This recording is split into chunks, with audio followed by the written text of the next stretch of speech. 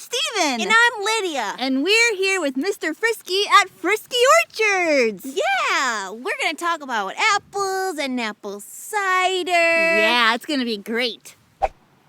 The science of growing apples is called pomology.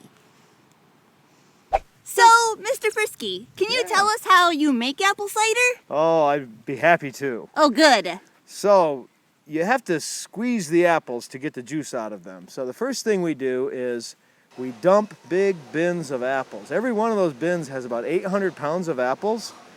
There's about 20 bushels in there. And we get about 4 gallons of cider out of every bushel. So that means about 75 gallons or so out of every one of those bins of apples. So we dump 4 or 5 bins full in our big steel hopper. And the apples come out of the bottom of that and they get washed and sorted if necessary. Then they go up an elevator and drop into a grinder. It chops them up into an applesauce-like slurry, or we call it pulp, or the official name is pomace.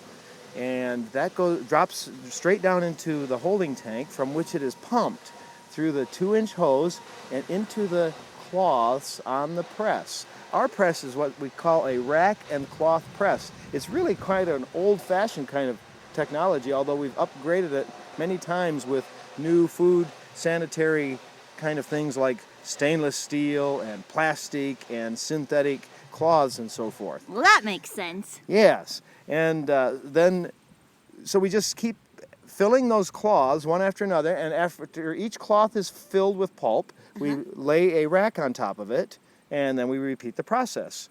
Until we have about 12 of them in a stack. Then we shove that whole thing into the press and start the hydraulic pressure. 3,000 pounds of hydraulic pressure to squeeze the juice out. And the juice just comes flooding out of there, especially at first. And then as it slows down, it just trickles a little bit.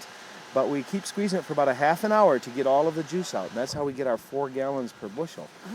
And from there, the juice flows to the bottom of the racks and into the catch pan on the bottom of the press, and through a pipe into another holding tank, from which it is pumped into a larger holding tank. Lots of holding tanks. Yeah, lots of holding. Then we have to pump it through our pasteurizer. We flash pasteurize our cider. We heat it only to 160 degrees for only 6 seconds and then rapidly recool it. That brief warm time is enough to kill any harmful bacteria that might be in the cider. Oh yeah, you want it safe to drink. Exactly. So our cider is flash pasteurized. Then it goes through after it leaves the pasteurizer, it goes into the large refrigerated stainless steel tank from which we bottle it.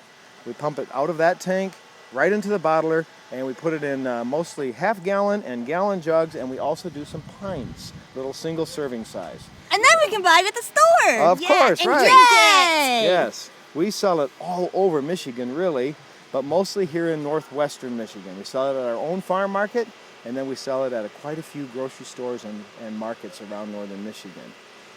And Yum. you can see Sounds after the great. bottler, we take it and pack it in plastic cases or big bins to take to our customers. The apple blossom is the state flower of our great state of Michigan.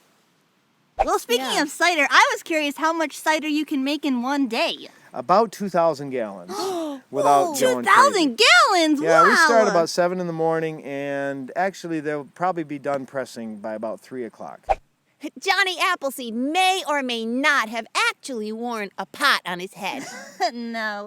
But in colonial times, apples were referred to as winter bananas. Or melt in the mouth.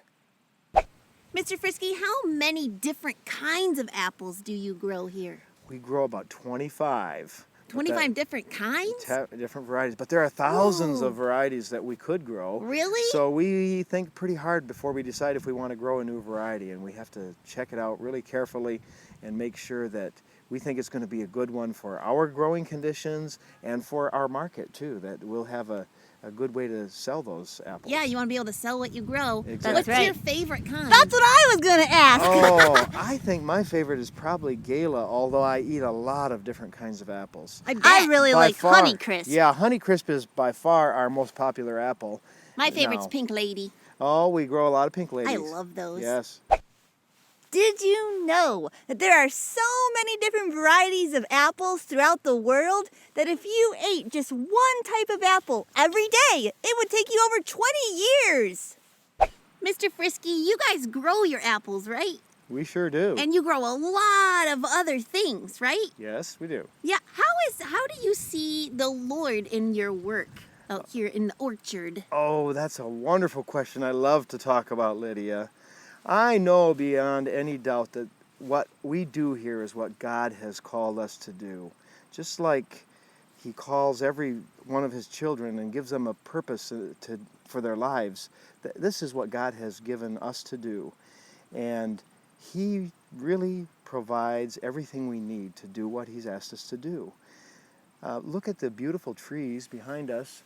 God makes those grow like that. Of course, we Yeah. have to care for them a lot, but God gives the sunshine, and God gives the rain, and He keeps the weather. Sometimes we have damaging weather, but that's in the Lord's hands too. Yeah. So God just takes care of us and gives us all the conditions we need to grow the beautiful fruit. Then He gives us a love for what we do and gives us the help that we need. We have a lot of family that works with us here that makes this possible, and lots of other great people that are part of our team.